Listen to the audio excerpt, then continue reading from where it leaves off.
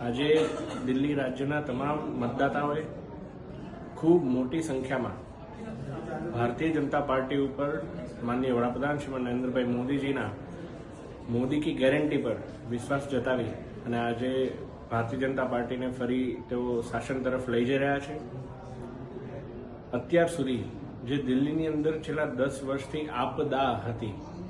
કેજરીવાલજી કે જેઓ દિલ્હીને બદથી બદતર બનાવી અને દિલ્હીના વિકાસનો પૈસો માત્ર ને માત્ર ગુજરાત અને વિવિધ વિધાનસભાઓ તથા લોકસભાની ચૂંટણીમાં વેડફી અને ત્યાં સત્તા મેળવવા માટે હવાત્યા કરી રહ્યા હતા। આજે એમણે એમની જમીન પણ ખોઈ દીધી છે। કેજરીવાલજી પોતે પણ આજે હારી ગયા છે અને ભારતીય જનતા પાર્ટીના વરિષ્ઠ નેતૃત્વ દ્વારા મને જે છતરપુર વિધાનસભાની જવાબદારી આપવામાં આવેલી હતી, આ છતરપુર વિધાનસભાની અંદર પણ કરતારસિંહ તંવર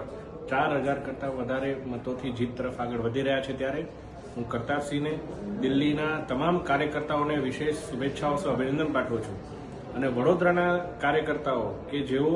પોતે દિલ્હી વિધાનસભાની ચૂંટણીમાં મારા સાથે અથવા બીજી કોઈ ચૂંટણીની જવાબદારીમાં જેમ કે આદરણીય શબ્દર્શનભાઈ બ્રહ્મભટ્ટજી હોય, પરાક્રમસિંહ જાડેજા હોય, રાજેશભાઈ આહિરે હોય અને તમામ સિનિયર કાર્યકર્તાઓ